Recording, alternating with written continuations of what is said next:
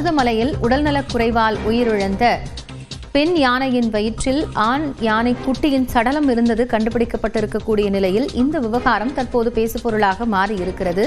இதுகுறித்து விளக்கம் அளித்திருக்கக்கூடிய மருத்துவர்கள் ஸ்கேன் வசதி போதிய அளவில் இல்லை என்று தெரிவித்திருக்கிறார்கள். விவரங்களை செய்தியாளர் சுரேஷிடம் கேட்கலாம்.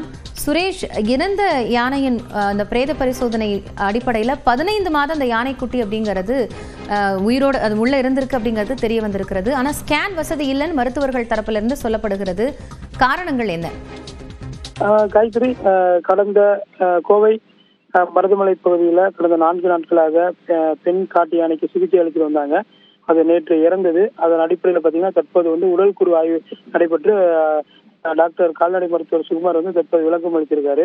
உயிரிழந்த பெண் யானை வயது 17 to 18 வரை இருக்கலாம் என சொல்லியிருக்காங்க. மேலும் யானைக்கு இருதய பாதிப்பு கண்டறியப்பட்டது. இருதய பாதிப்பு காரணமாக யானையின் கல்லீரல் மற்றும் தசைப்பிடிப்பு உள்ளிட்ட அப்படிங்கிற மாதிரி சொல்லியிருக்காங்க. அதே மாதிரி காட்டு யானையோட உடல்ல உடல் கூறு ஆய்வு பண்ணும்போது உள்ள 15 மாதம் காணக்கூடிய ஒரு பெண் குட்டி யானை இருக்கிறது தெரிய வந்திருக்கு. ஆண் இருக்கிறது தெரிய வந்திருக்கு. அதனால மருத்துவருடைய பாத்தீங்கன்னா பெரிய அதிர்ச்சி ஏற்பட்டுள்ளது. அதே போல பாத்தீங்கன்னா சோமயம்பாளையம் ஊராட்சிக்கு உட்பட்ட பகுதியில குப்பை கிடங்குல அதிக அளவுல இந்த யானை உணவா சாப்பிட்டனால உள்ள இருக்கிற பிளாஸ்டிக் கழிவுனாலதான் இந்த பாதிப்பு ஏற்படுத்திருக்கு அப்படிங்கிற மாதிரி சொல்லியிருக்காங்க. அதே போல தொடர்ந்து 4 நாட்களாக காட்டு யானை சிகிச்சை அளித்து வந்த நிலையில உள்ள குட்டி இருப்பதை கண்டறிய முடியல. அதுக்கு என்ன காரணம் அப்படின்னு கேட்கும்போது ஸ்கேன் வசதி அந்த மாதிரி முறைகள் நம்மகிட்ட இல்ல.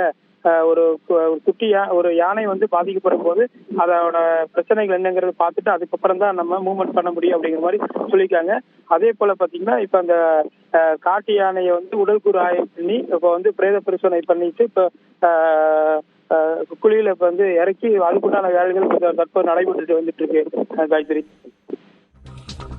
சுரேஷ், இப்போ கடுமையான ஒரு உடல்நல குறைவு ஏற்பட்டு அதுல நிறைய வலிகள் இருந்திருக்கிறது. அந்த நேரத்துல அது பிளாஸ்டிக் கழிவுகள் உள்ள ஒரு சிசு இது மாதிரியான பலரான வேதனைகள் அந்த யானைக்கு இருந்திருக்கு.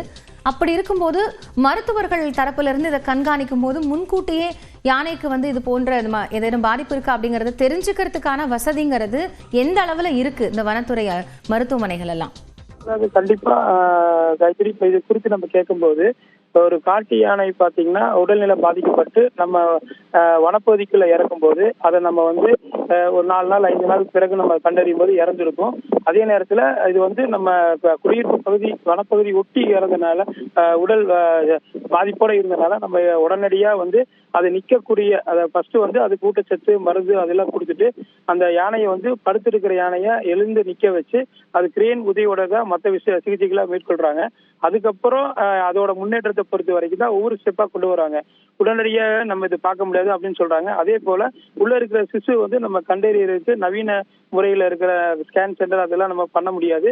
ஏன்னா வனப்பகுதியில இருக்கிறனால அது போதிய உபகரணங்கள் இல்லை அப்படிங்கிற மாதிரிதான் சொல்றாங்க.